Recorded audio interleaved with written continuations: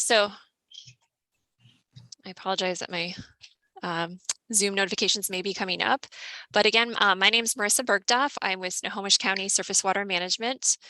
This is part of the Department of Conservation and Natural Resources Department at Snohomish County. I'm with the Lake Management Program, along with Jennifer Oden, who is one of the co-hosts tonight, that is also providing any technical support to any residents that are having problems. You're welcome to message her using the chat function. We've also given her phone number out to people that may be having trouble getting in. So she will probably not be introducing herself right now because she's busy, but we'll see here in a minute. But as part of our lake management program, we provide a lot of lake services to residents such as yourself. We have a volunteer lake water quality monitoring program at our public lakes, including Lake Roesiger since the early 90s. So we do a lot of work on water quality and understanding the health of our lakes and sharing that with the communities.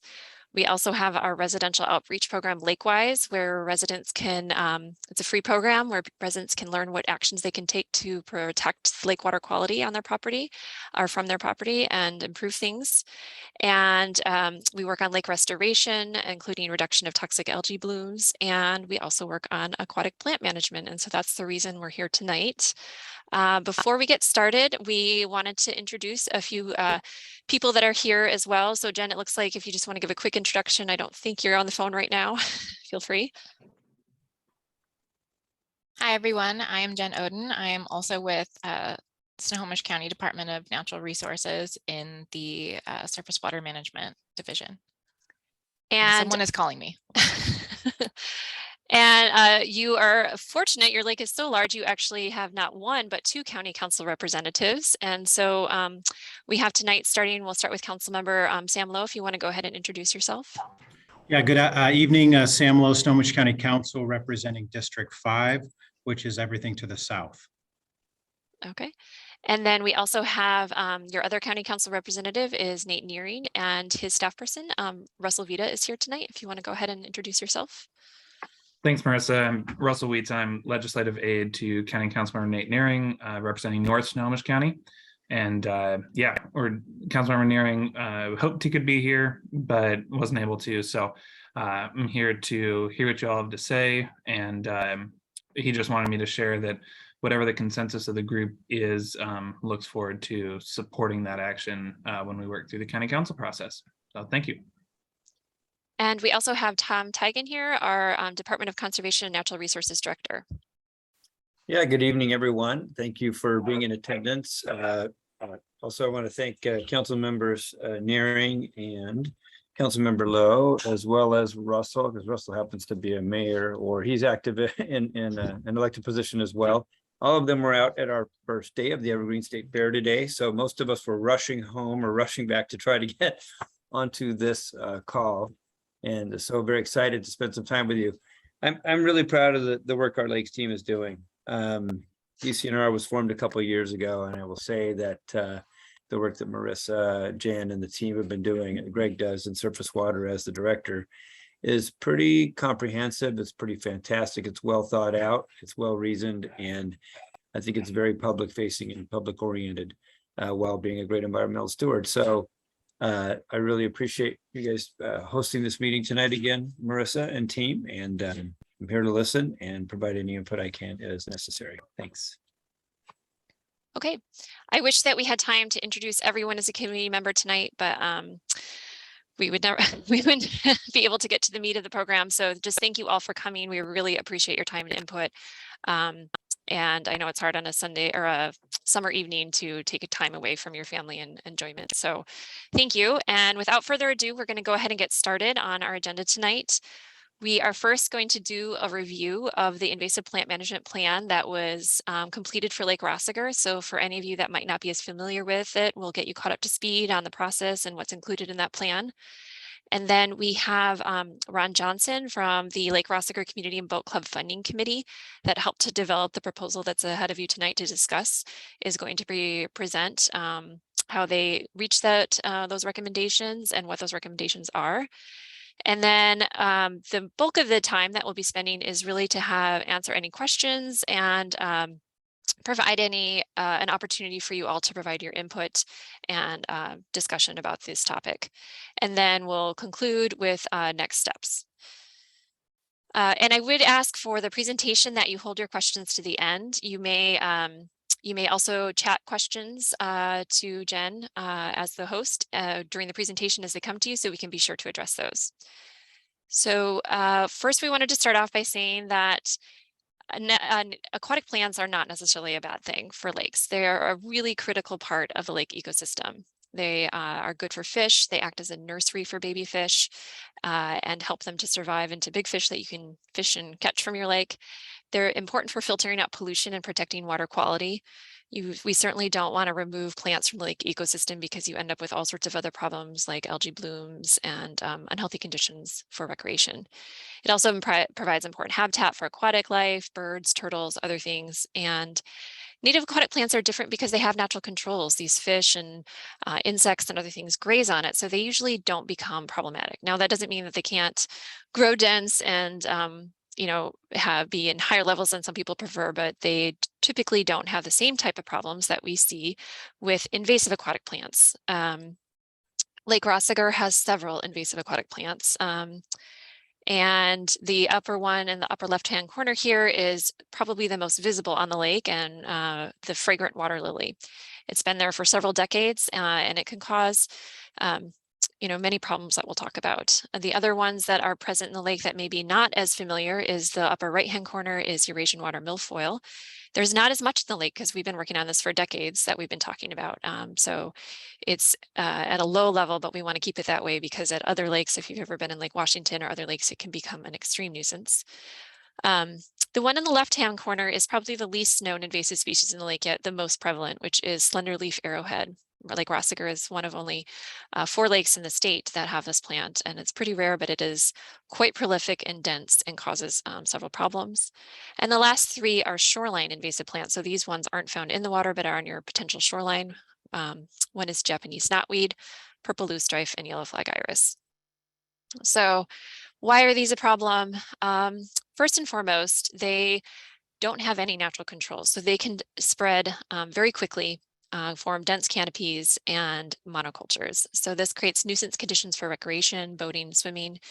It can harm navigation. The lilies and the slender leaf arrowhead in particular decay each year, and they cause filling in of navigation channels.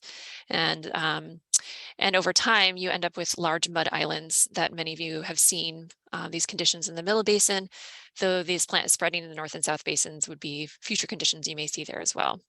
As I mentioned, they displace native plants, harming the lake ecology, and they can also harm and reduce water quality. So for example, fragrant water lilies reduce water flow and oxygen levels, making it not as high quality for fish and other things. And milfoil and slender leaf arrowhead and others have such high plant mass, when they decay, you can end up with localized algae blooms. So community members were concerned about this, and one of the things that we did, we'll talk about in our plan, is we did a plant survey to figure out the extent of this problem. And so what we found is Eurasian watermilfoil, which is considered a Class B noxious weed, meaning it's less common throughout the state, but presents a high risk to lakes across the state, was only found in scattered patches. So this was good news. Slender arrowhead is the most prevalent of invasive species in the lake, with almost 40 acres of dense coverage, with additional 5.5 of sparse coverage. Fragrant waterlily was the next with 30.1 acres. Invasive knotweed we found only on 11 properties, though we have since found that there is actually one more, so it should be 12 properties within the last week. Purple loosestrife is about 24 properties, and yellow flag iris is widespread across the lakeshore. So this isn't a new problem, and there has been work done in the past. As I mentioned before, there's been decades of diver surveys and hand polling for Eurasian watermilfoil control. The county has worked on it since 1998, though we lost our funding in 2017. And the community has been able to step up and fund those milfoil control efforts since 2019. So thanks to your efforts, both for contributions to paying for divers and volunteer diver help, that has been kept to low levels, though it is still present in the lake. The invasive lilies, there's also been several efforts over the years. We just recently learned that there may have been some individuals doing chemical control in the 70s, which we didn't know previously. Doesn't sound like it was very effective at the time, or we don't really know anything about it beyond the fact that it was done. There has been a lot of work at trying to manually controlling it, cutting, pulling out. There was a failed attempt for a more modern chemical control by landowners in 2018 and 2019, where the permitting process was not followed correctly, and so that never occurred. There's also been attempts by the community club in response to a lot of concerns from landowners and individual efforts trying to figure out different ways to control this. They purchased removal equipment such as weed hooks. They installed bottom barriers, including obtaining a permit from the state to do this in certain areas, especially to help with navigation. And there's been all sorts of creative innovations by landowners of boats to cut and harvest the invasive lily in particular. But all of these have been difficult. It's a very large problem. And so in 2020, the community approached Snohomish County leadership asking for help. And so Surface Water Management partnered with the community to develop a plan based on a grant from the Department of Ecology. So this is what many of you have been involved in this process. We started out by mapping the invasive species. We worked with expert consultant on aquatic plant management to develop a draft plan in partnership with a volunteer group advisory group from the community that had representatives from each of the lake basins. We did extensive community outreach on that plan. We developed an online presentation that was accompanied with a survey so people could watch on their own time and learn about it and provide their feedback. Then we had a public meeting to answer any questions about that plan. And then we had a final vote on whether people wanted to approve the plan or not. So this is probably what most of you would like to know about the plan, is what it includes and how much does everything cost. So we, as part of the process and public feedback, we identified priorities from the community. The number one priority was Eurasian watermilfoil control. So to keep it low levels and hopefully eradicate it is the goal. It's low enough we feel like we can eradicate it. The control method was annual diver surveys with hand pulling. And then we also included chemical treatment with Bracellacor only if the density greatly increases. So we hope to never see this condition. We hope to just be doing annual diver surveys and hand pulling. The estimated 5-year cost for that is $110,000. And this would be across all 3 lake basins, though it has been identified in all 3 basins in the last 2 years. Priority number 2 was identified as fragrant waterlily. The 5-year goal, it's different for each of the basins. The goal is to eradicate in the North and South Basin. In the middle, the problem is so great that eradication is not possible in this time frame. And even treatment is limited because with the different treatment techniques that are available, we felt the maximum that could be achieved in a 5-year time horizon was 40 to 50% reduction. The control method that was chosen, and this is definitely the most contentious issue in the plan and one that there's probably most passionate feelings about one way or the other. But the one that was selected and voted upon in the community was chemical control with the use of imazapyr or imazamox. These 2 chemicals were found to be the most effective, that has the most favorable toxicological profiles and considered to be the safest for the lake. Mechanical harvesting was also included as a possibility. It was originally not looked upon as favorably is because it's extremely cost intensive right now because there's no local harvesting companies available. So that could change. There's even been efforts of at least one lake resident to build a harvester. So this could come down in cost and be a potential method, though it cannot be used in the very shallow areas because there's so much large woody debris in shallow areas of the lake that it's not effective. And then finally, it would also include individual landowners doing repeated lily cutting and or bottom barriers. So especially in areas that maybe having a new infestation, the best thing you can do is immediately cut the lilies to prevent it. Bottom barriers can also work very well in docks and other things. Sorry, I just got distracted because somebody is on the meeting in their boat out on the lake. I just saw that. So what a great way to listen to the meeting. The priority 3 of the plan was to have invasive species prevention. So Lake Roesiger is at a risk of not only having reintroduction of these species, but new species. And from anybody that brings their boat in and out of the lake, obviously the public launch is one potential method, as well as residents that live there. And so the goal is to prevent spread of invasives to and from the lake. This is probably the hardest goal to achieve of all of them. but the control methods and tools that are available to us is to have an educational campaign to lake residents, and then potentially have volunteer outreach at the boat launch. There's already signage there. In fact, we'll talk about later, there's a new sign that was just placed there.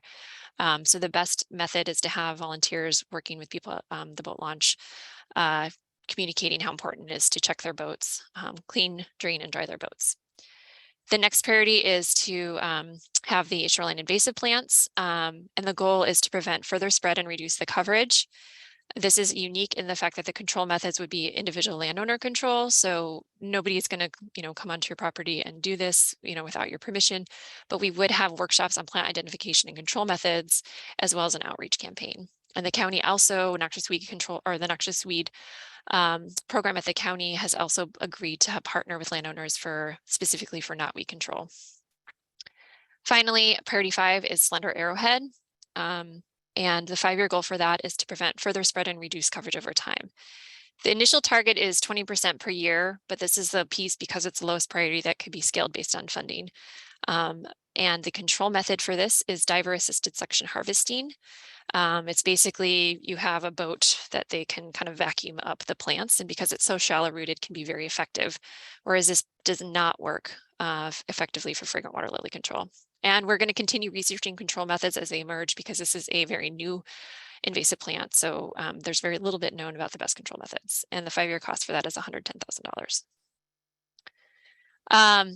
In the plan, we developed an initial 5-year invasive plant control cost.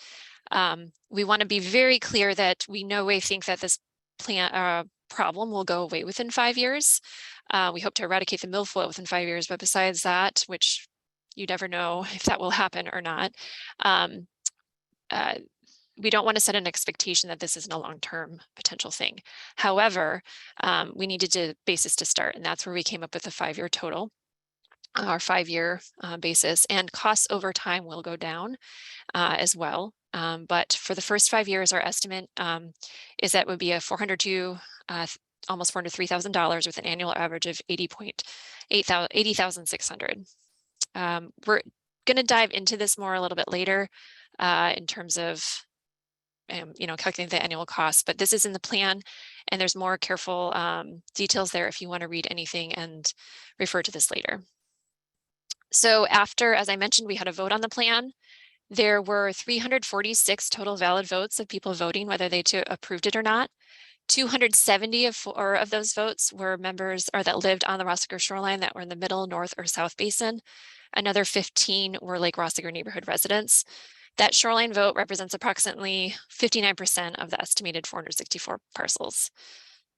So we got a pretty good turnout on the vote. And what we found for the Lake Roesiger shoreline and neighborhood residents when asked if they approved of the plan, 70% approved of it and 30% did not. When asked specifically of the Lake Roesiger community and boat club members, because not everybody is required to be a member, it's an opt-in program. There were 74% that approved it and 26% that did not. We also specifically asked a question: if the plan is approved, would you support the Lake Roesiger area community paying an annual fee charge on a per parcel basis to implement the final plan? For Roesiger shoreline and neighborhood residents, this was asked, how much would you put in? So 28% said they would be against any amount. 8% said they would be supportive of it if it was less than $135. 44% said they would support if it was between $135 and $177, and 20% said they would support it if it was more than $177. The results were very similar for the Roesiger community and boat club members. So from there, that's where we ended up with the plan. It was submitted to Ecology, the Department of Ecology, who funded the program, and it was approved by them. So if any of you want to see any more details, it's all available on the website. You can see the full plan, the executive summary, the complete survey and voting results, including all of the comments. You can see videos of all the meeting, and you can also sign up for email updates for future meetings, or just even updates on lake health and other things. So I guess I already said this, but the grant project concluded last year. The plan, the good news is it makes us eligible to apply for state implementation grants. This is one of the main reasons the community approached us, is because you had to have a plan in place in order to get these grants, which will be talked about in just a minute. The Community and Boat Club decided not to pursue an implementation grant this year due to lack of the 5-year funding plan, and they chose to instead form a funding committee. And the committee goal was to find options for sustainable long-term funding and bring recommendations to the Lake Roesiger community. So with that, I would like to introduce Ron Johnson, who will be doing the rest of the presentation with regards to the funding committee proposal. Thank you, Marissa.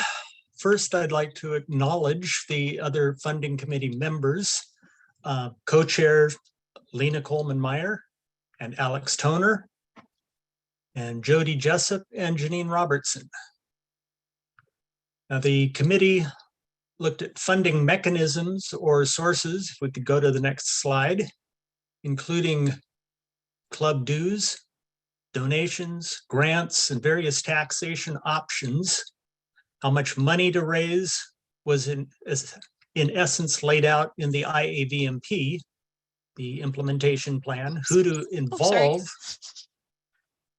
who to include involve balancing the tax amount with relative benefit of the healthier lake.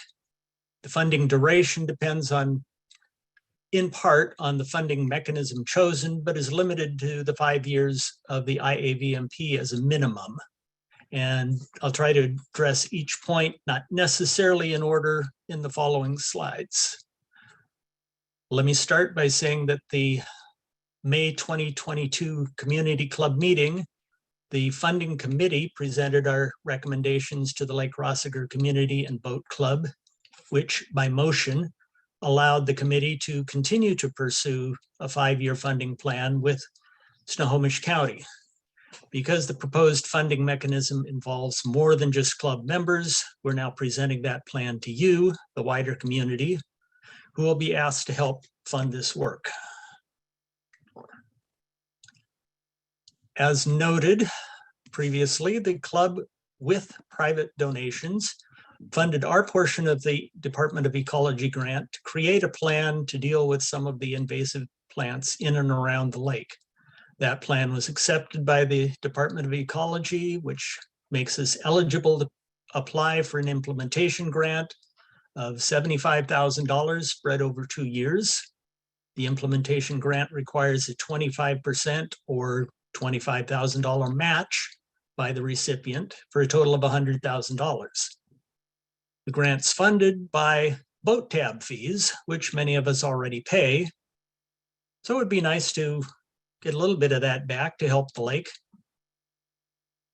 Now, applications for the implementation grant are due in the November-December timeframe to be awarded for the following year. So we're working to get the remainder of our funding in place to be ready to apply for that grant. I wish I could say there was others, but unfortunately there are no other grant sources that we know of at this time. Although there are a couple of options for taxation districts laid out in state law, that is the lake management districts and special districts, Snohomish County also has what's called the surface water management fee surcharge option. When the committee contacted our local representatives, Sam Lowe and Nate Naring, both recommended the surface water management fee surcharge as their preferred option, since it's the more common localized special tax in Snohomish County. The surface water management fee surcharge also carries less administrative costs than the state configured taxation districts. A portion of our property taxes already goes to fund surface water management activities, and this surcharge would be in addition to that fee. The funds raised through this surcharge can be used only for the Lake Roesiger IAVMP implementation. The funds are collected and managed by Snohomish County with community oversight and by a community that is not just the community club. Anyone in the taxing area could apply to be part of the oversight committee. The cost to establish the surcharge, including this presentation, are absorbed by the county, and 4 other lakes already have surcharges in place. They are Goodwin, Shoecraft, Ketchum, and Serene. The surface water management fee surcharge process is simpler to set up than the taxation districts, which is likely why it is less expensive and a more popular option in Snohomish County. We're currently on the public outreach step, which is what this meeting is all about. Presenting the plan to those affected, answering questions, and receiving comments. Assuming we, the community, indicate a reasonable level of support for the proposal, if I can say that correctly, one or both of our county representatives will bring it to the full council. And at that point, the proposal would proceed according to county council processes. It'll be referred to it for an additional public hearing, debated in their general legislative session, which is also public. And as with the grant application, the surcharge needs to be enacted this year to be collected beginning next year. The proposed ordinance limits the duration of the surface water management fee surcharge to 5 years. Once the 5 years is completed, or more accurately, as the 5-year limit approaches, the community will have the option to renew the surcharge, and to renew the surcharge either at the same rate or a different rate requires exactly the same processes we're going through right now. And that is public input and county council approval. Now, for how much to raise, in order to calculate how much money to raise, we started with the IAVMP plan estimate of $402,900.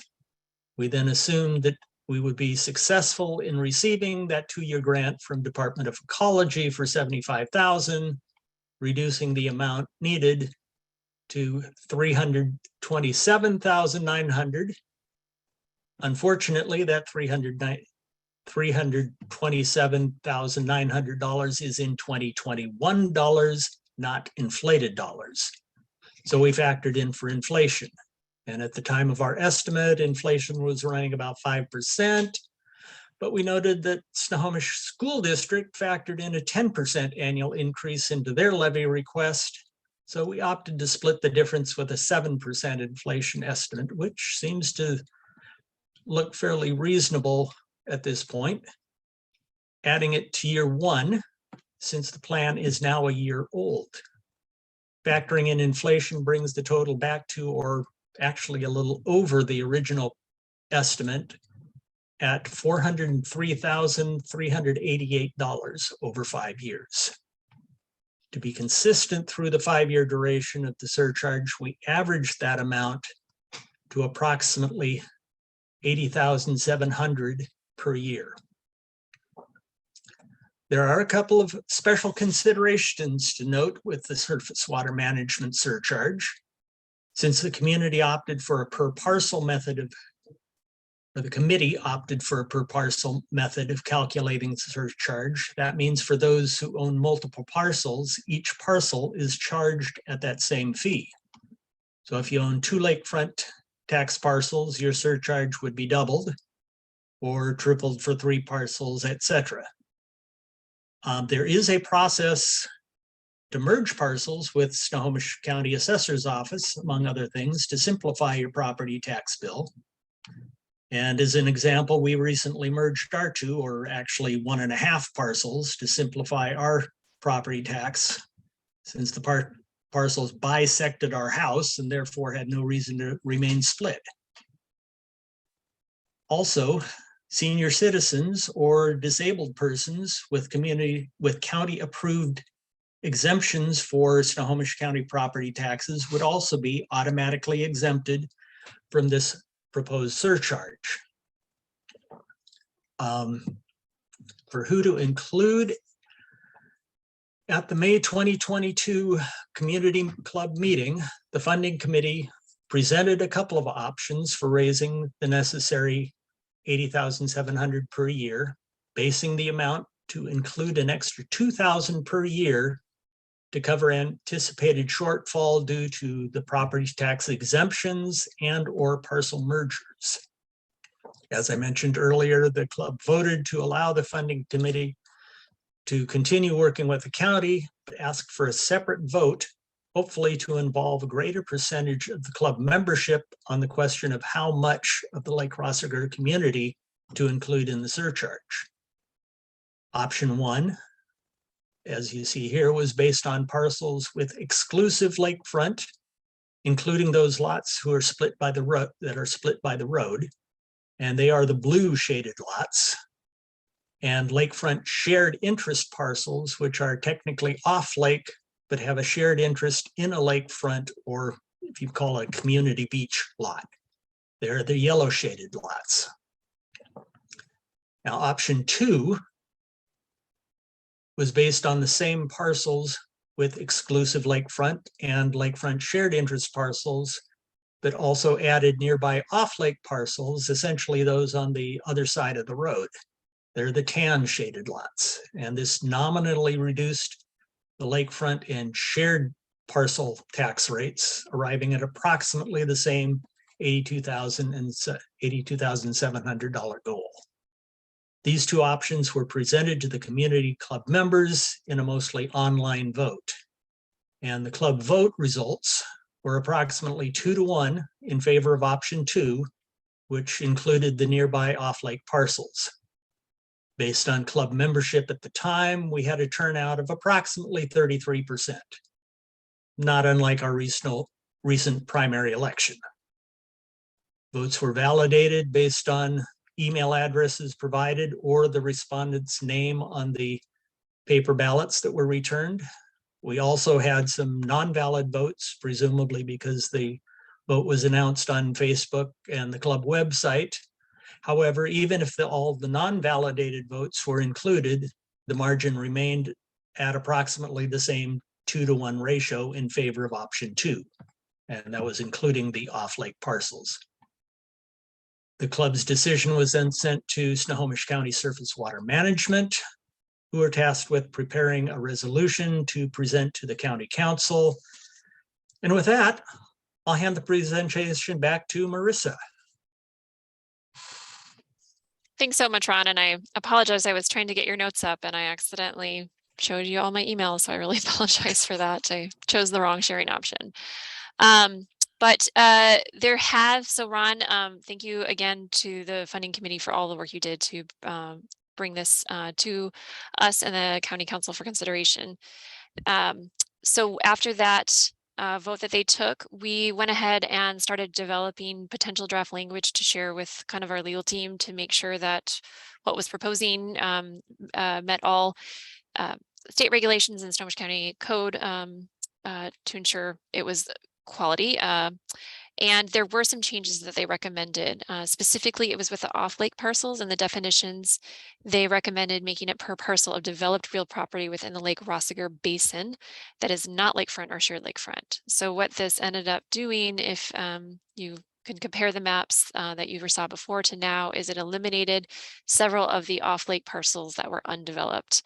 And the intention was originally to exclude forestry parcels because this charge, I'm not sure I can capture it quite correctly, couldn't apply to them legally. And so they felt it was important to also remove all undeveloped parcels. And it also was to have it in the lake watershed basin. So it did remove some parcels at towards the tip of the lake.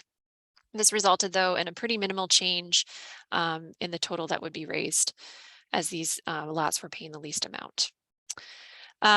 Okay, so now we are to the point where many of you are here tonight to really be about. So again, I really want to thank you for all of your time, not just tonight, but throughout this whole process. I know many of you have engaged all the way along. I know can be a divisive issue in the community. So, but I've been super impressed with the dedication and care that this community has for their lake and making sure that there's good decisions for the community. So with that, I just wanted to kind of establish a few kind of things to keep in mind as you provide comment. First of all, we're going to have one person speak at a time. at a time, and we'll talk about how that's going to work here in a minute. It's important to listen to and respect others' point of views in this meeting. We all can learn from each other, and people will bring different things. So I think we can all work together to do that. We want to stay focused on the topic of the meeting. We know that there are other issues besides aquatic plants that this lake community is concerned about right now, but tonight is really about aquatic plants. We want to stick to that topic. Everyone is definitely encouraged to participate and provide your comment. We also have, we on our mailer provided an opportunity for individuals that couldn't be here tonight to submit comments. So I will also read those comments out loud once those present have been able to provide their input. Because of the number of people that are here tonight, which is great, we are going to limit to 3 minutes per comment. If there's more time in the discussion for people that will need to provide a second comment, we'll allow that, but we want to make sure everybody at least gets their first comment in. If you are on Zoom tonight from your computer, you can just simply use the raise hand function. You'll see that on the bar at the bottom. I think it's called reactions. I can't see it right now, so jump in, Jen, if that's not correct. That is correct. It's a smiley face with a plus and it says reactions underneath. If you click that, you will have a hand raise option. And if for some reason you can't figure that out, you can always message Jen. If you are from a phone tonight and you do not have access to those reactions, you may press *9. That will raise your hand. Jen will recognize each person whose turn it is to talk, and you'll be asked to unmute. So please don't unmute until it's your turn. If you are on a phone, the way to unmute is *6 from your phone. And we'll also try and repeat that if we see from your name that you're on a phone. So without further ado, I think we'll go ahead. I'm going to exit this presentation. We have a little timer up just so you can see where you are, how far you are in your time. Marisa, before we start, there was one question during your presentation. It was, is the recent knotweed spraying on Tulloch, I'm assuming that's road, part of the official plan? Sure, yeah. So the knotweed control is definitely part of the plan, but like I mentioned, that is the one piece of the plan that is really about educating landowners how to do the treatment for themselves. But because there were so few properties with knotweed, we were able to work with an noxious weed control board, Jerry, to go ahead and write a letter to each of the landowners that had knotweed and see if they wanted to have treatment assistance from the county, and all of those landowners that responded and provided permissions, that treatment was conducted this past week. So it's kind of exciting. We've got a little bit done already. And then one more question. I'm assuming they're talking about the rates, but can you see this by parcel number? So there is an online interactive map, and I see that there are actually 2 questions that were direct message to me as well. You can go in and find your parcel, and I can share this maybe at the end of the discussion. So you can zoom into your parcel, click on it, and it'll show the rate that you would be paid. There are 2 questions that I have here. How long have the other lakes had this in place, and how do they like it? It's a good question. So Lake Goodwin and Lake Shoecraft are probably the most parallel situation to this lake. They've had a fee put in place for their lakes since the 90s. It was originally done through a different funding mechanism, a lake management district, but they found it much easier to do the surface water surcharge. I'm assuming they like it because they continue to renew it every 5 years. The costs have gone down over the years too, and it's focused mostly on Eurasian watermilfoil there, although we are also working on fragrant waterlily and Lake Shoecraft. And you can check out their project website and see all of the information there, and we're happy to connect you with those community members if you want more feedback from them. There's another question that says Gemmer Association has 1 parcel on lake and 1 that has to access lake through our other parcel. You have both as lakefront property. So that's a specific one. Let's maybe the person that directed that question, I can get back with you after the meeting. If you send me your email or phone number, we can make sure we get that sorted out. And what is considered a developed parcel? That's how your parcel is codified in the assessor's database. There are different land use, or I can't remember the exact title.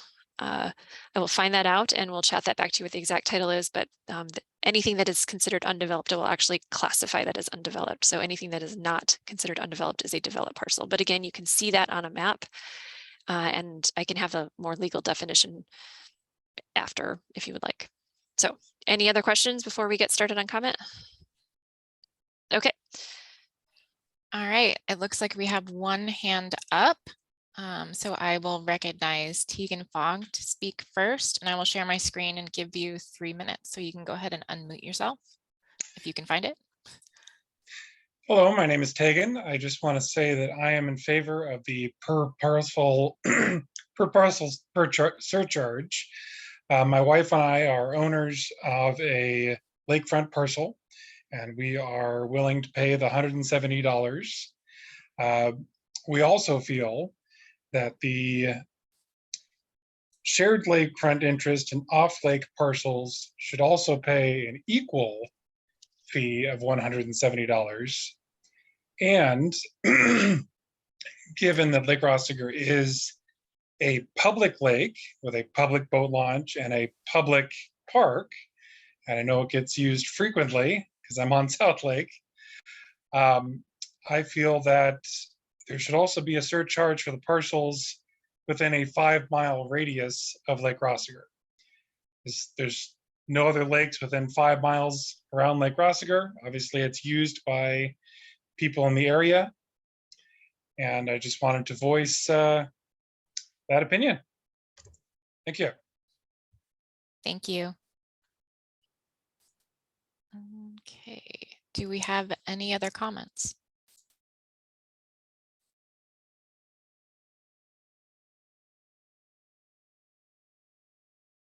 So again, if you're by phone, you can press *9 to raise your hand.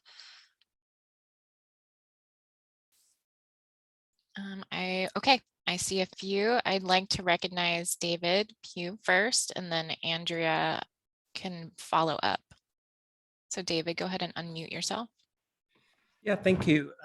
My name is David Pugh. I'm a resident on Middle Lake, and I just wanted to voice my support for the surcharge and thank Marisa and community members that have been working to move us in this direction. That's all. Thank you.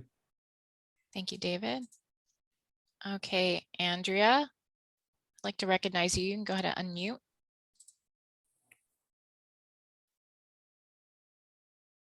Yes, hello all. I hope you can hear me. I'm on a really old headset.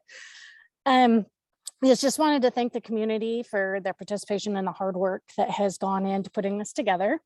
And we are in support for the surcharge because we've been members at the lake since 2019. So it's kind of, we've come in at just the beginning of this process. One of the things that I wanted to put out there that my husband and I were having a conversation about is it was mentioned to have the volunteers at the boat launch. And we're wondering if there's something within the Snohomish County area that has like a boat usage, like for lakes, if there's a fee or like a, say like a permit for lake usage that has something that's been considered in the past that would maybe help cover some of the costs that some folks within the community may have a problem contributing to. Just thinking, trying to troubleshoot, and if there's a direction that we can go or look at to try and see if that's something that we could present to the community. So more of a question mixed in with a comment. I guess we hadn't really talked about that. I'm assuming we should answer questions as we go. That seem right. Doesn't seem like we're overwhelmed with comments now. So Andrea, if I'm understanding correctly, do you mean a special charge for people using the boat launch in addition to the state pass that you typically have to pay already? Is that right? Correct. Just for the smaller lake usage, because especially here we only have the one boat launch, but I didn't know if other lakes within our area have considered doing that, and if there's somebody within the county that we could get in contact with to see if that's something that would even be feasible. So that's a good question. I'm not entirely sure of all the answers, but that launch is owned by State Fish and Wildlife. So it seems, so the county doesn't really have any jurisdiction one way or the other in terms of being able to charge a fee for that. I know other lakes, such as in Whatcom County, there is a special permit where I believe the county owns the launches that they use as their drinking water source. So they do have a special launching fee because they have a boat inspection station and cleaning and washing station. But I don't know any other models of a state-owned lake where there's a special usage fee. I should also mention that the grants for aquatic plant control from the Department of Ecology are funded through those boat tab fees. So that is one way in which those boat users are paying. But it's certainly something that could be explored, you know, to see in partnership with the state if something like that is possible. Okay, thank you. Okay, I believe Janine is up next. I'd like to recognize Janine. You can go ahead and unmute, and then we will take Brenda next. Hi there. Just want to say thanks to everybody. Ron has been amazing at all the work he's put in to this, and Jody and Lena, and I really appreciate everybody that's worked really hard on this. Tonight I'm speaking not for myself, but for my parents who pay the property taxes. They own 8 parcels on the lake.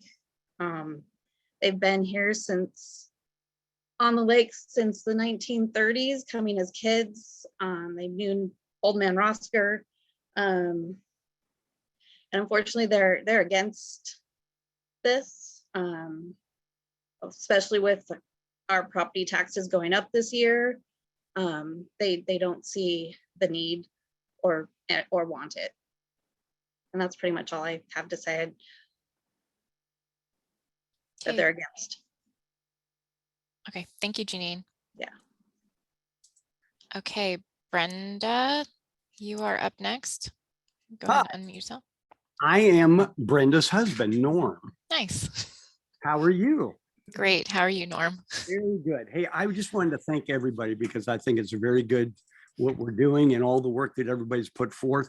I grew up in the 50s and 60s. My parents had a place on the lake, and we moved back here in 2020. I found a place and bought it on the North Lake. And I think it is an excellent idea to get rid of the lily pads. They were, when I grew up, there was none on the North and the South Basin at all. And now they've crept up. They're in front of where my dad used to live, and they never were there in the 50s, 60s, and 70s. So, and you look at $170, it comes out to $15 a month.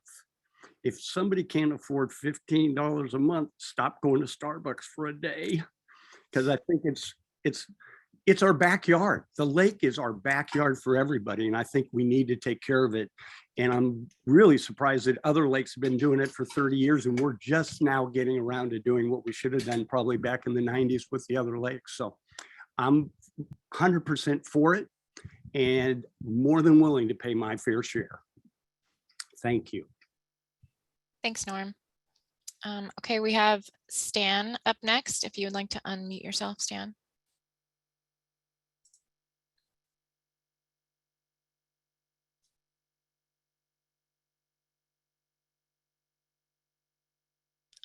Stan, are you able to unmute yourself? Yeah, can you hear me now? Yes. Yeah, I'm the president of Lake Roesiger Community Boat Club, and I just wanted to say thank you to everyone who's worked on this project. It's been slightly divisive, but things need to get done, and we appreciate all the hard work that everyone's done, Marisa and everyone else involved in the county, and Ron and everyone on the committee working with this issue. And that's all I have to say, other than when people weed, pull their lily pads, dispose of them properly. Thank you. Thank you, Stan. All right, up next we have Michael Conrad, and then we will hear from Paul. Go ahead and unmute yourself, Michael. Yeah, I'm unmuted, right? Yes, you are. Sorry. Yeah, I just want to say thanks to everyone who's working on this. I know that sometimes it's a thankful job, or thankless job, I should say, for those who are who volunteer and put forth all the work and the effort to come up with the programs and plans like this. We've been on the lake. We've only owned this parcel since November, so we're very new here, and we don't really have a lily pad problem. We have a little tiny lily pad problem, but it's easily managed.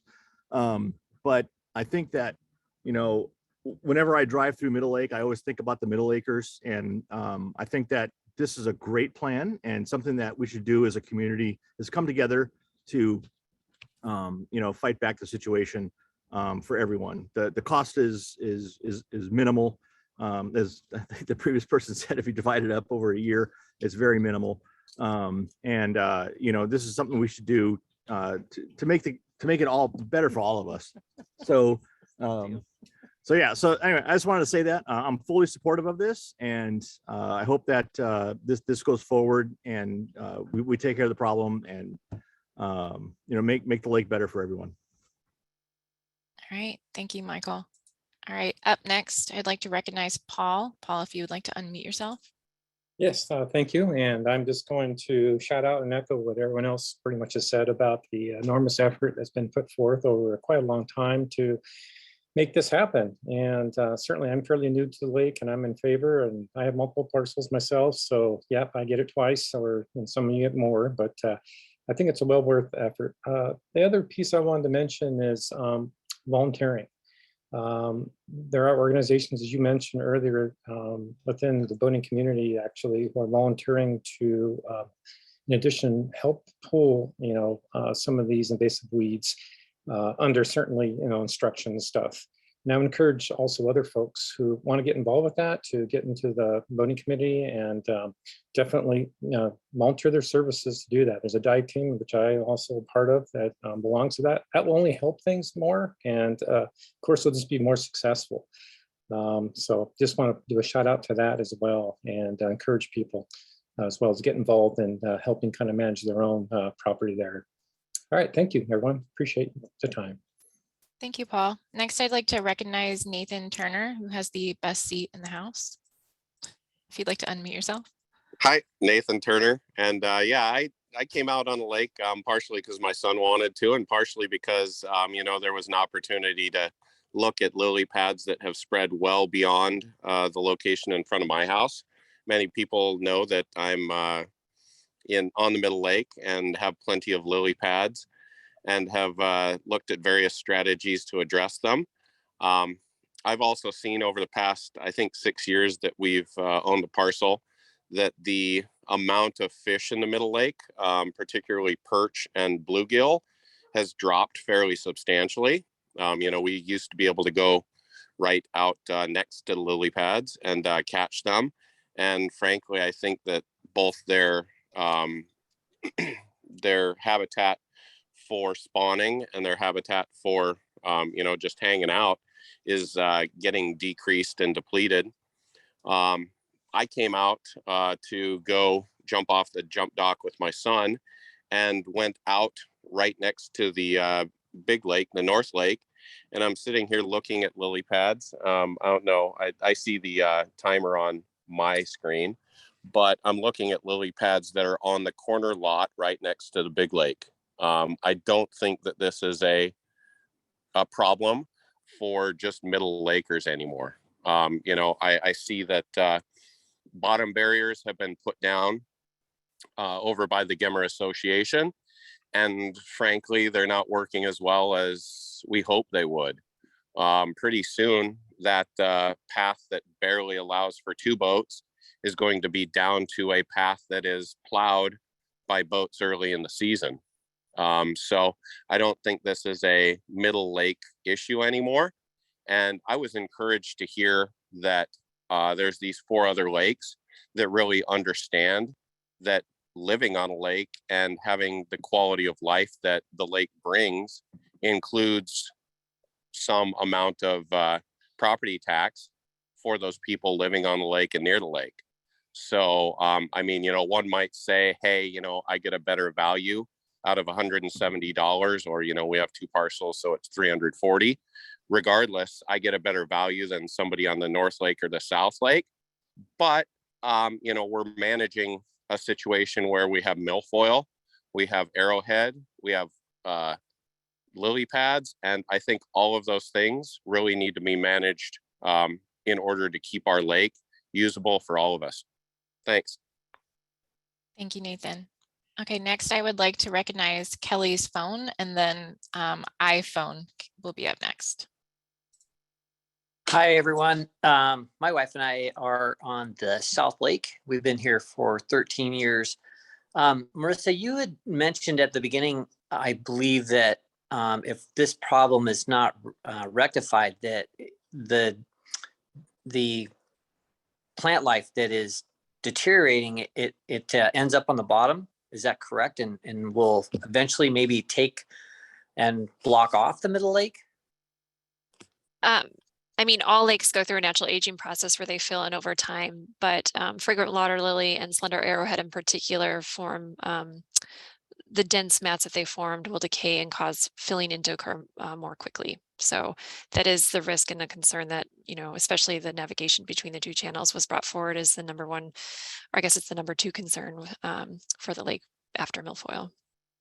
Well, I would have to agree with that. We were out at the community slide this afternoon, and you know, it does seem like that middle lake is not as deep as maybe it was before over the last few years. And so, you know, I feel like if we don't take care of this problem or mitigate it, at least, you know, at some point in time, there's a chance we won't be able to navigate between the two parts of the lake, because it does seem like that isn't quite as deep. And I'm sure the people in the middle lake would know better, but I think it's a small price to pay for the health of the lake. And you know, this lake is beautiful. And so, you know, I'm willing to pay the price to play and to have a great lake to be able to recreate on. So thanks for doing all the work. I appreciate all the people that have put so much effort into this plan. Thank you, Kelly. Up next is iPhone. I'm sorry. I think your hand is raised, and then we'll Yes, recognize Ron Johnson. Okay, go ahead. Yeah, just a few questions. One, I thought it was illegal to take away your shorefront to clear out invasive species. Do you have to have a permit for that? That was my first question. And two, does it mean that when you said the taxes go on to shorefront only, or is that going to be everybody?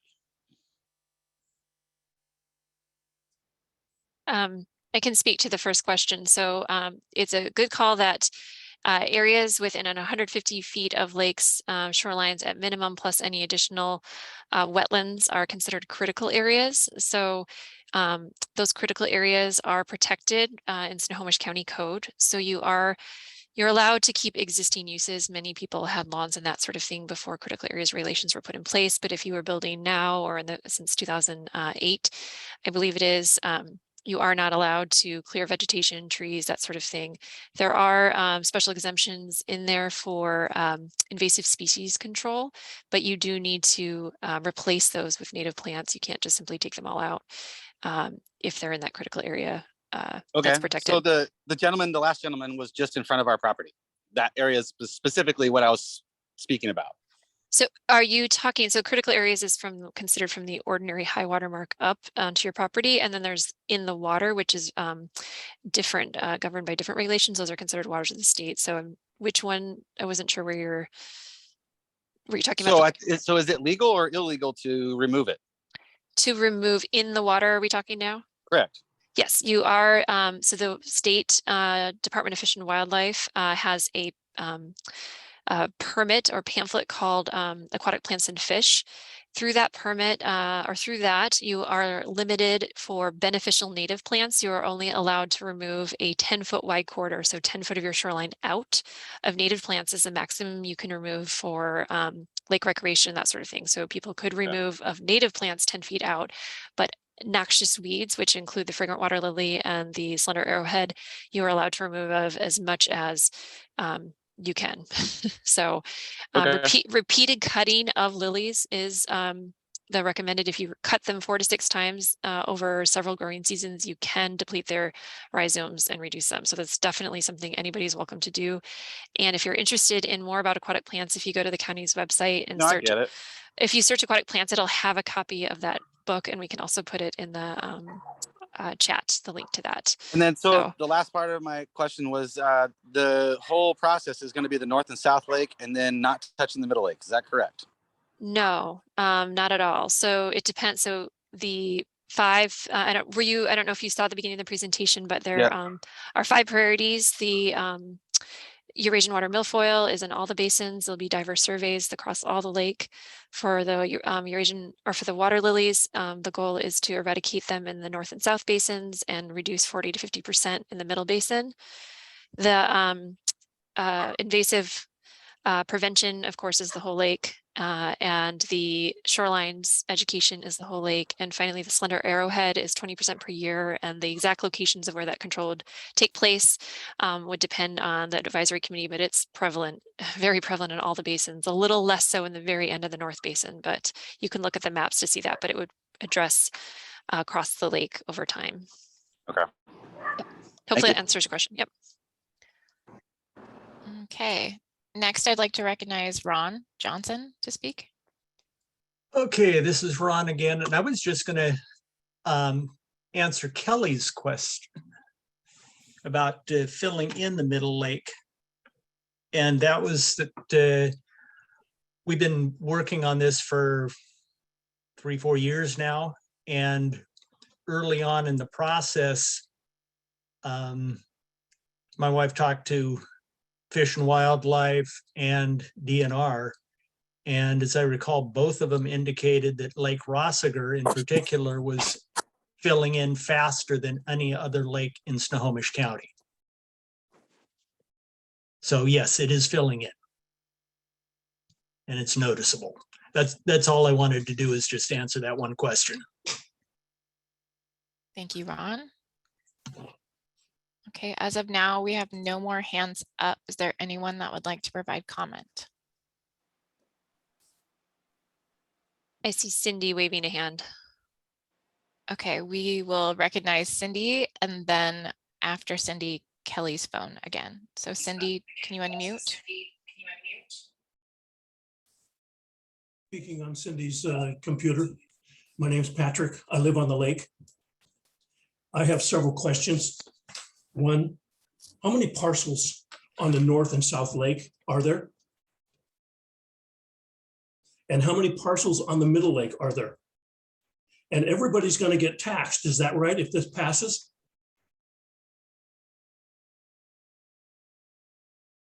Can you hear me?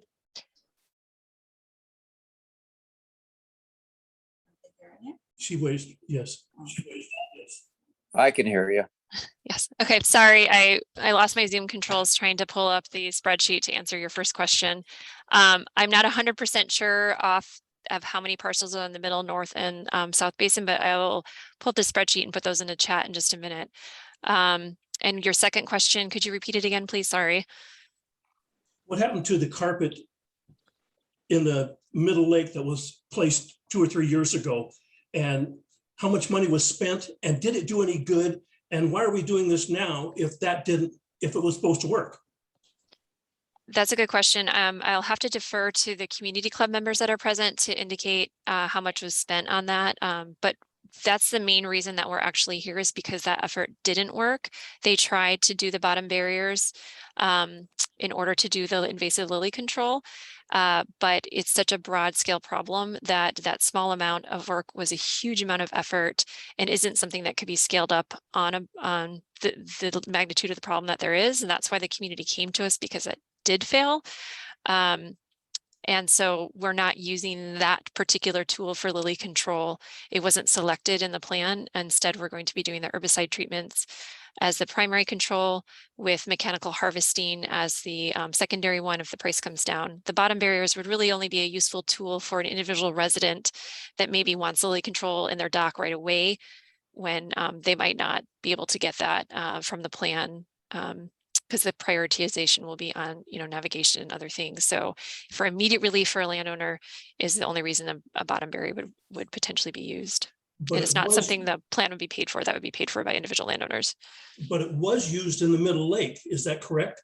There And were it cost a lot of money for it, and it didn't do any good, as you say. Now, the next question is there going to be a vote for all the parcel members on the lake concerning this proposed tax? How is this going to progress forward? And basically, from what you've told me at our meetings, the biggest benefit is for the middle lake. That's where it's all coming from. That's where it's so shallow. That's where all the lily pads are migrating from. And that's the part that needs the attention. And I don't understand why we're trying to get everybody on the lake to pay for their issue. Okay, so I think that's up for your time, but I'll continue to go ahead and answer the question. Well, you weren't working for a part of my time. Oh, okay, if you've got more comments, we can definitely come back to you as well. There a couple, I think there were quite a few things embedded in there. So if I miss something, please let me know. Again, the plan is not just for the Middle Lake, it's for all 3 basins. The milfoil or the lily problem is concentrated in the Middle Basin, but it is in the North and South Basin. The slender arrowhead in particular is widespread across all 3 basins. The lily plan accounts for about 30% of the total budget. So the remainder is spent on all of the other plants across the lakes. With regards to how much was spent by the community club on the barriers, I do not have those numbers, but most of it I believe was funded through individual investments and the community and boat club dollars. So this is, I can't speak to that. And is there anything else I missed in there, Jen, that you caught to answer? I'm sorry, my connection went out and I had to restart everything. So I'm just glad everyone is still on this meeting. Marissa, one question was, does everybody get to vote on? Oh, yes, thank you. And we'll be talking about next steps in a minute. Through the surface water management surcharge process, there is no balloted official vote. It's dependent upon whether the county council members feel like there are sufficient support from the community to move this forward. So they'll be looking at the past results that were done on the vote to approve the plan or not, as well as all the public input from this meeting tonight to decide to move that forward. And they can speak more to that process, but if they do decide to introduce the ordinance, it still goes through the full county council. There will be a public hearing there where people have an opportunity to speak again, and it will need to be passed by at least 3 of the 5 county council members and signed by the executive. So we'll be talking about next steps. We will be doing a poll today for all members as soon as the discussion's done of whether they would support the fee or not, which will give additional basis for them to make a decision. So hopefully that answers that. And once we get to all other hands, if there's still time, you can bring forth any other concerns or comments you have. Okay, I cut out, so everything reshuffled. So we're going to go ahead and hear from Robert next, if you would like to unmute, and then we will hear from Dan Collin. Can you hear me okay? Yes. All right, thank you. Hey, I apologize because I've missed a majority of this meeting trying to get on to the system. So apologize that if I'm going back over previously reviewed items, but I just want to remind everybody on this call and the Zoom, it looks like there's a total of somewhere between 72 and 73 people. It's not just about the South Lake, the Middle Lake, the North Lake. It is about Lake Roesiger. And if you want to get from the boat launch to the North Lake in the next 3 or 4 years, you're going to have to go through quite a bit of problems to get there. And I've lived on the lake since 99, so about 23 years, not as long as some people probably on this phone call. But I'm not a new member here to this community. And I just want to remind everybody, we're talking about our lake, not your North End Lake, your not South End Lake, your not Middle Lake. It's about Lake Roesiger. And how do we improve our community? And how do we continue to develop this area and prosper? So it frustrates me when people talk about South Lake, North Lake, or Middle Lake. Folks, come on. We are one community trying to do what's best for our lake. So that's all I want to say. Thank you very much. I appreciate you allowing me the time to talk. And if this offends anybody, my address is 1119 Southwest Lake Roesiger Road. Please feel free to come down, and I'm open to conversations with you, and we can have a good discussion around it. I'm always open to other people's opinions, and love to hear from you. So just stop on by. I'm retired. I'm there every single day. So thanks. Bye.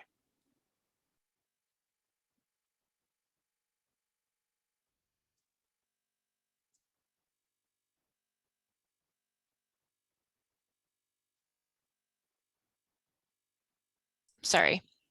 Next up, we have Allison, and then we'll hear from Kelly's phone next. Allison, if you'd like to unmute. Hi, I am, first of all, thank you so much, Robert. I really appreciate you saying that, because this is one body of water and whatever happens in any of the other lakes affects the rest of us. So first of all, my mom has been here since 1950, and I'm speaking on behalf of her. She's 94 and wants this tax.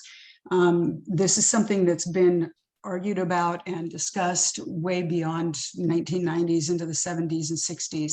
And there's been illegal poisoning and all sorts of weird things going on that's damaged the lake even further. So I want to point out, for the surface water management tax, this specifically, again, only goes towards Lake Roesiger, and it's the only method that provides long-term predictable income specifically for the problem that's existed this long.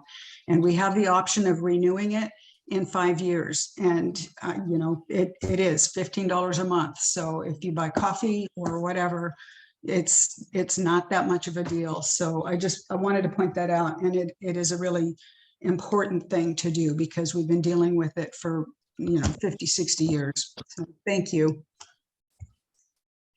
Thank you, Allison. Next up, we will have Kelly's phone. Yeah, so I appreciate Ron coming back on and explaining that Middle Lake. So that was my question: is the lily pad infestation causing the lake basin in Middle Lake to fill up or quicker than, say, normal? Is that true? That is true. And again, it's not just the fragrant water lily. I want to emphasize it is also the slender leaf arrowhead, which is spread across all the basins, also has a similar impact where it decays and fills in more rapidly than it might otherwise naturally. I think it was Robert's point.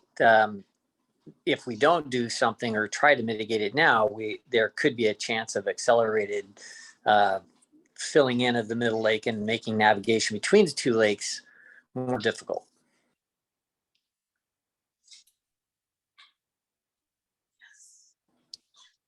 Okay, thanks, Kelly, for your question. Next up, we have Nathan. Nathan, if you'd like to unmute yourself. Sorry, trying to manage chat here. Okay, so I'm back over in the entrance to the North Lake, and my 13-year-old is over there. And I just wanted to point out that this isn't really a Middle Lake issue anymore. So over there is a spot that's about probably 20 by 20 that's lily pads. Right here is a spot probably 20 by 30 that's lily pads. And over there's the spot just next to the jump dock that's probably 20 by 40 that's lily pads. So anybody who's thinking that this is only a Middle Lake problem, I'm sorry, but I think you really have your head in the sand. And the way people used to manage it, really not so many years ago, in using ortho, weed be gone, or whatever else. I mean, yeah, it was an effective solution when your neighbors weren't watching you. But frankly, that's not a solution anymore, because you're probably going to get in trouble by using something like that. And this isn't just a Middle Lake weed. This is a weed that is going to spread all around. And eventually it's going to be a shoreline weed that defines Lake Roesiger. So, I mean, eventually we're going to have to do it. It might be a situation where people argue that it's just not worth the $170 a year. And maybe 10 years from now, 20 years from now, my 13-year-old will be trying to figure out how to manage it when it's a lake-wide problem. Thanks. All right. Thank you, Nathan. Up next, I have Michael Conrad, if you would like to unmute yourself. Yeah, hi. Me again. First of all, Robert Burrell, I think it was his name. I'd like to buy a beer sometime. It was a great argument. Perfectly said. And also to reiterate what the last speaker just said was that, we're like maybe three parcels north of the ski area in South Lake. And we have lily pads. And I've probably gone out there and pulled lily pads, I don't know, 8 to 10 times this summer so far, to go out there, cut them down, pull them out, etc. So it is not a Middle Lake problem. I agree 100%. And for those who aren't in the Middle Lake and believe it's just a Middle Lake problem, that's in my opinion, that's rude, right? And it is not a Middle Lake problem. This is a lake problem, period. And we all need to come together and fix it. I mean, $170, $175, whatever the fee is going to be per year for tax dollars. Think about all the tax dollars that you spend today, that you put in today, and you have no idea where that money goes. This money goes directly to a particular problem on your lake, and we should definitely do this and take care of the problem. And not, it might not have directly affect you, but it will someday for sure. Thank you. All right, thank you, Michael. Next up, we have, it's labeled as iPhone 2. iPhone 2, if you would like to unmute yourself. Can you hear me? Yes, we can. Okay, great. So I'd like to talk about slender arrowhead, which is a real problem down at the very southern tip of the South Basin. And we never had it when we first bought in the early 90s, and it's gotten worse and worse and worse. And I'm wondering if we're going to have people that will come out and pull it, or do we have to do it ourselves? And I'm wondering why it's way down on the priority list when it's so widespread on all the basins.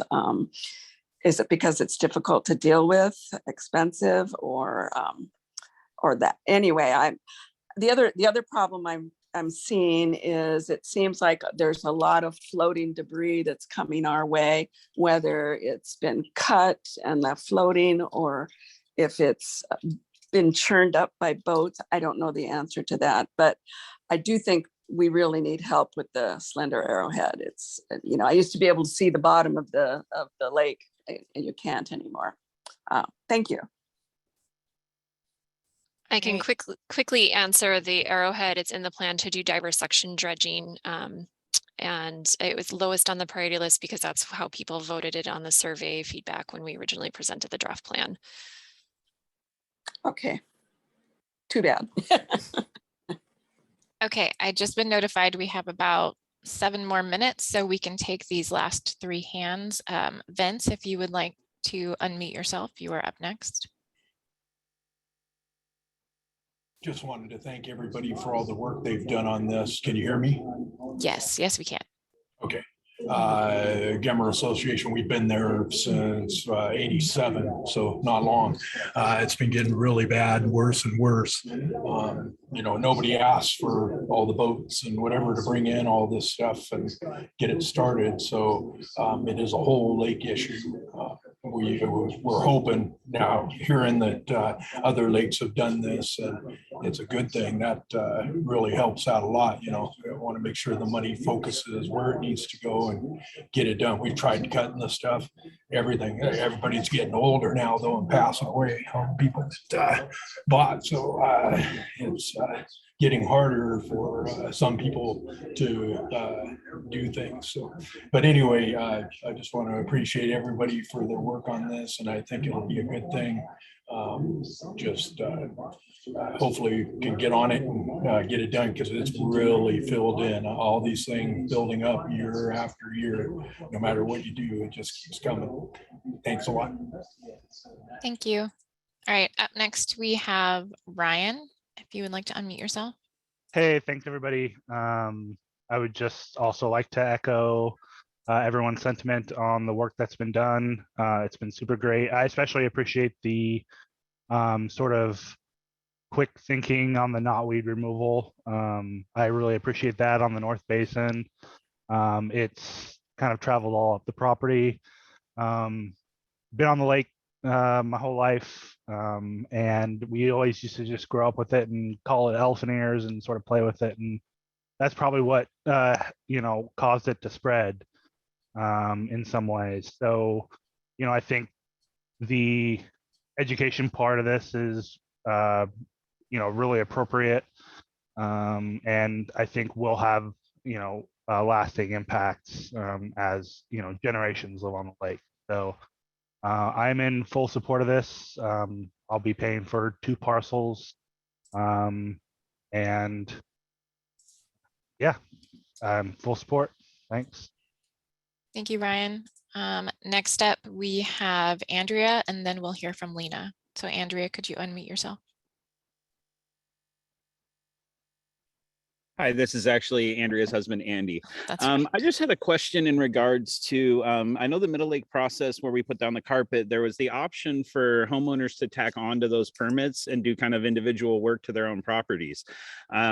We support this tax, and I'm curious, is there going to be a similar effort, or is it even legal to have a similar effort where homeowners could attach to one general permit and have multiple independent contractors address the property immediately in front of their house, carrying the benefit of the fact that, if we eradicate what's going on in our immediate property and we deal with it there, it allows funds to be spent elsewhere in a more effective manner on the lake. And thank you.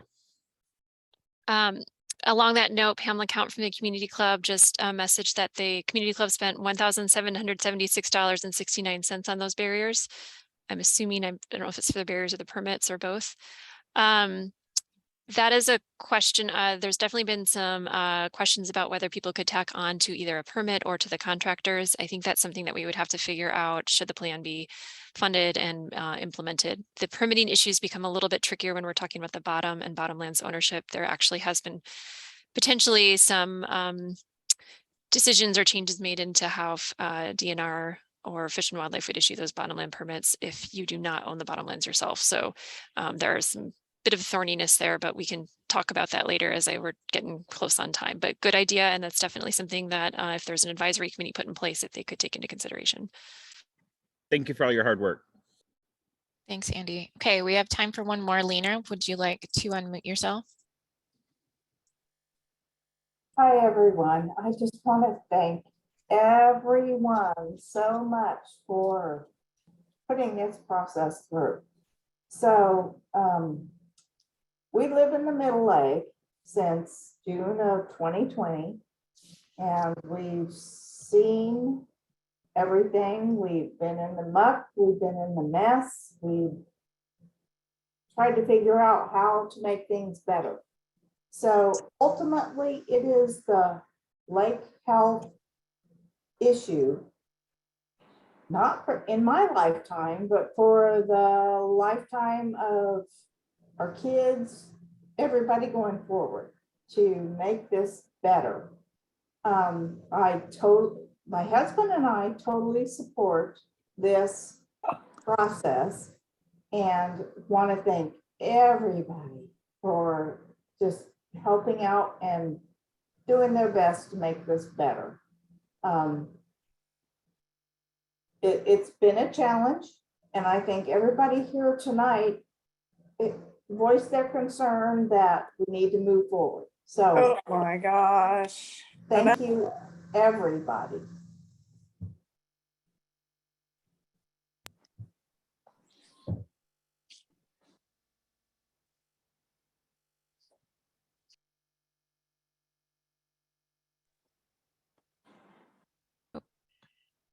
Okay, thank you, Lena.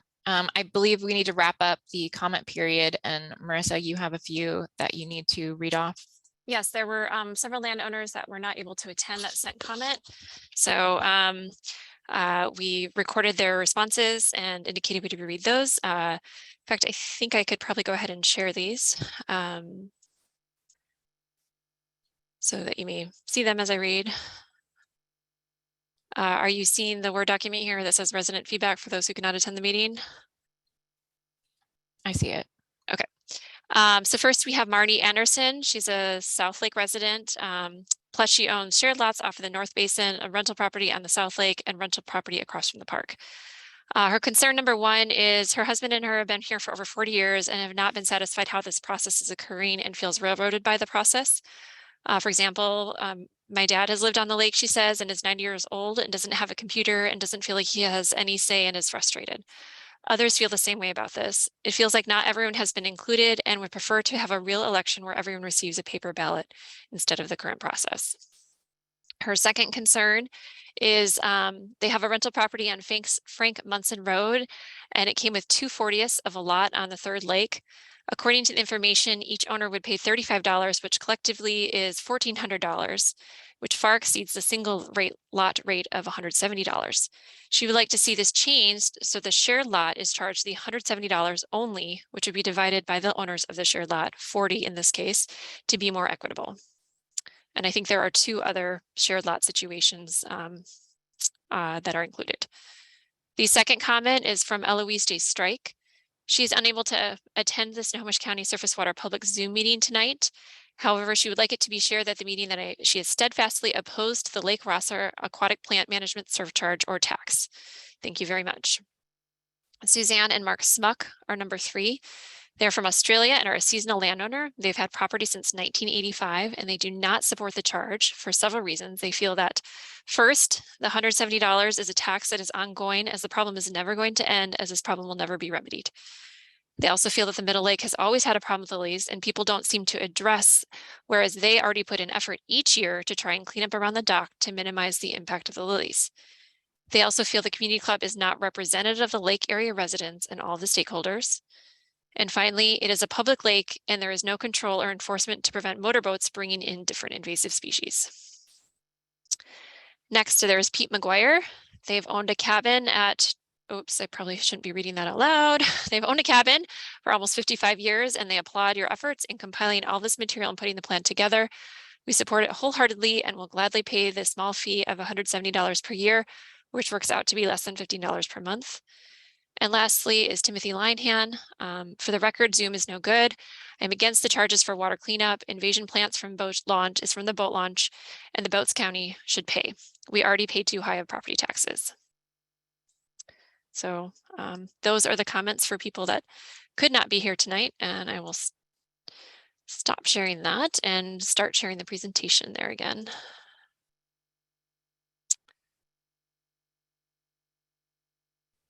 Okay, so thank you to everyone for your public comment, and we are now going to, we have a few poll questions to help let everybody, even if you didn't speak, express your opinion. And so the first poll question that we're going to be doing is, what type of parcel do you own within the Lake Roesiger Basin? Now, I'm not 100% sure if you're on an iPhone, if you will have any issues with the poll. If you do, please message me in the chat, or you may also raise your hand and we will, so that we know that we can reach out to you if you're not able to answer this question. So Jen, do you want to go ahead and launch the first poll, which the question will be, what type of parcel do you own within the Lake Roesiger Basin? So we have an idea of the composition of the people here tonight. Okay, So the poll has been launched, so you should have it pop up on your screen, and I see people starting to answer. So I will just give like 30 more seconds. It seems like everybody's answering quickly. I see Lena has her hand raised. If you have a question about the poll or having difficulties, you can unmute yourself and ask that question. I see it coming through, so I think I'm good. Okay. Okay. We have 57 of 65 people in attendance. We do have some Snohomish County staff, so that makes sense. So I will end the poll in a few seconds, and then I can share the results with all of you.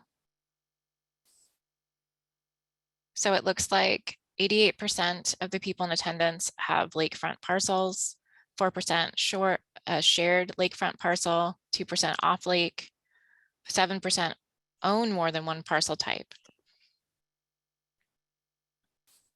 Okay, I'm going to stop sharing. Okay. The next question that we're going to ask is, I guess, kind of the big question of the night, is, do you support the proposed annual aquatic plant charge on properties around Lake Roesiger for the purpose of controlling invasive aquatic plants in the lake? And please note that only people affected by the charge may respond. Okay, I'm going to launch this poll now, so it should pop up.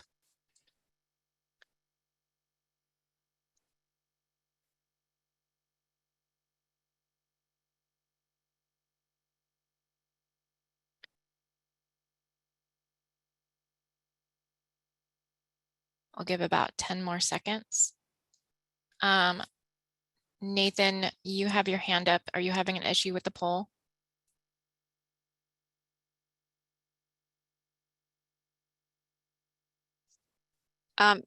Jen, somebody just entered the waiting room. I've got too many things up. Can you let them in? I let them in, but I don't know if they're still able to see the poll or not. If you're the person that just entered the waiting room and you are able to answer the poll, please do so now.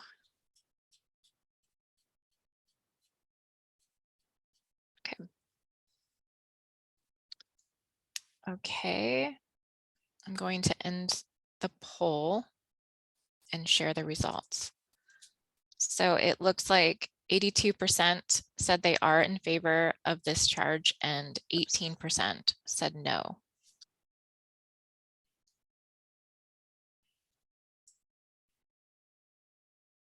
Okay. Can you see those results? Here we go. I believe there's a question from Cindy. I know it's not actually Cindy, but I didn't catch your name. My name is Patrick. Thanks, Patrick. And I have 2 parcels on the lake. I'd like to know how many people or parcels are represented in this 88%. Knowing that there's over 600 parcels on the lake, I want to know how many people are in this and how many are not. That is a good question. The poll numbers, I think how many households responded to this? So in attendance tonight, there's 72 total in attendance. And I think at the most there was 8 county staff and council representatives. So there's 60 some people in attendance and 56 people responded total to this poll. So this is not a formal vote. This is just a litmus test to let county council know whether or not the community wants to proceed to the next step. And this builds upon this mailer was sent to every single person and everybody had the opportunity to be here tonight or provide comment before the meeting. So we can also add in those votes of the people that were clear in their comments. And it also builds upon the survey results that were done before that represented about 60% of lakefront shoreline landowners. But as Jen said, it is a litmus test for your council representatives to make a decision. So only 72 possible people out of over 650 are pushing this forward. Again, this is a litmus test of those people. The question is, you only have 72 out of 650, and these 72 are pushing it through, and probably 80% of them live on the Middle Lake. And there are a lot of people that are computer stupid like myself, borrowing my girlfriend's computer so that I can attend this. We appreciate your feedback, Patrick. Thank you. Patrick, it's time for us to go door knock the neighborhood. Yes. Yeah. Okay, so with that, we'll talk about next steps. If you do have a comment, please raise your hand and you'll be recognized to speak. Okay, so these are the poll results that we have from the people represented here tonight. There is some question about next steps. The council members that are here tonight will. What about a poll for? Again, you need to raise your hand to be recognized. So if you'd like to provide a comment or a question, please do raise your hand and then we can recognize you. The county council members that are here tonight I believe the next step is they'll be in discussion to figure out whether this shows that there's enough support for them to feel comfortable bringing it forward to the county council process. And again, there's another opportunity if they do so to provide input at a public hearing.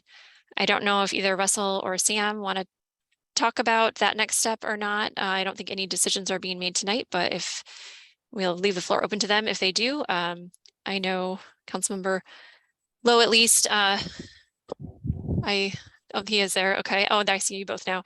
So looks like you've unmuted. Do you want to have anything to to add to the next steps there? Well, first of all, let me turn off my fan here. I just want to thank everybody for being a part of this. Clearly, this is maybe reflective of 10% of the community, but this definitely gives us something that we can meet on and discuss with our staff. And this is just the beginning of a process in front of the council. When it goes in front of the council, it is a public hearing. Everybody who wants to have a part in the process can have a part in that process and a voice in that process. And that process can be in person or it can be remotely. And so that's the way the county council process is. I appreciate Marisa and Jen and all the hard work they have done and the rest of the staff to get us to this point. Council member Naring and I do have a 7:30 meeting tomorrow morning. So we started bright and early today. We'll start bright and early again tomorrow. And we'll put that through the process. So nothing's been decided tonight, but if we decide to move forward, it still is a public process that everybody can still have a voice in, either for or against. And I want to be really clear. I do represent the majority of the lake as the Council 5 representative, but I'm only one of 5 council members. So it's all 5 county council members who get the voice in the process after hearing from the public. They are the one. My screen went blank, so I can't see anything, but I assume I'm still talking here. So the 5 council members will make that decision. If it passes, it still has to be signed in by the executive. So there is still a public process in this. So don't get discouraged from what you thought you heard tonight or didn't hear tonight. So with that, I'll stop and turn it back to Marisa. Russell, did you have some comments that you wanted to weigh in? Yeah, I'll just add, I mean, echoing a lot of what Councilmember Lowe said that regarding the county council process, but for those who, may question, the attendance tonight and the results of the poll, I can assure you Councilmember Naring is going to be looking at both the information shared tonight, the results from multiple other public outreach efforts that have been undertaken during this, as well as any comments that are received during the public hearing process when it does get up to the county council. So I don't think any one of these steps is indicative of where it should go, and that Councilmember Naring will take the information in totality to make his decision at least.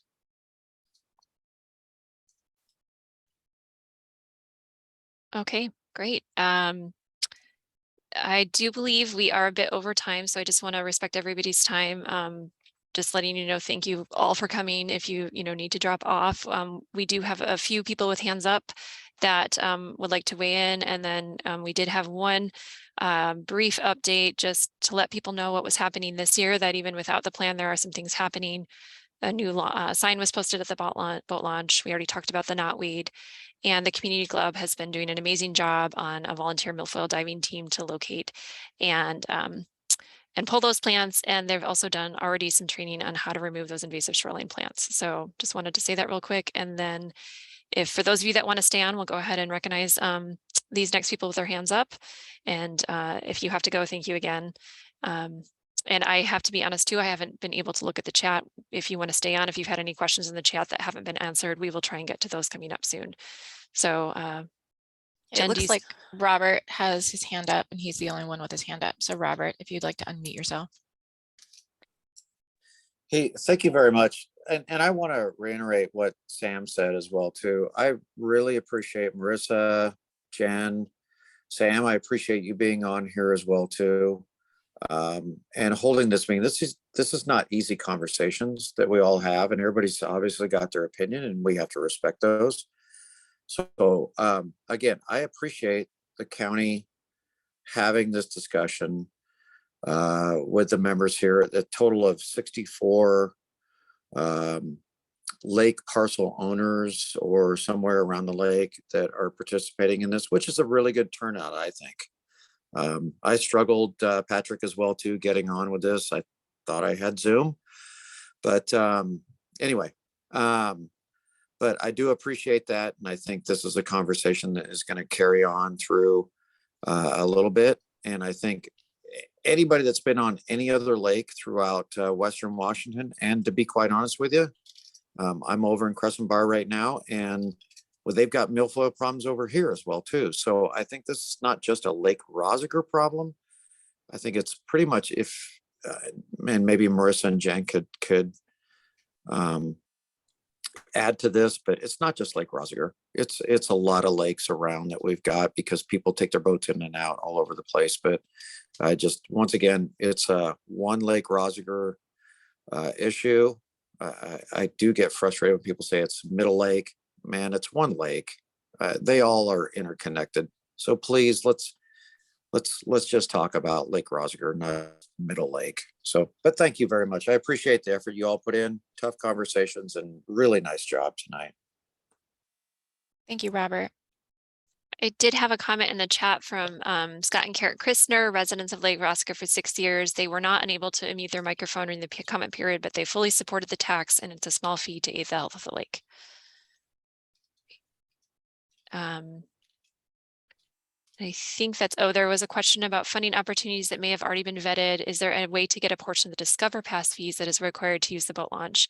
The answer to that one is those are partly, it's not the portion of that goes to fund the ecology grant that we would get to control weeds. And they said another opportunity may be an add-on fee, Airbnb, or similar rental revenues. Is there a way to get leverage to those who rent out their properties? And that one I don't have a good answer to, but could be something that would be referred to the committee that's been looking at the funding on this. So I think that's all I have in the comment that were specifically had questions or comments that were for the general community.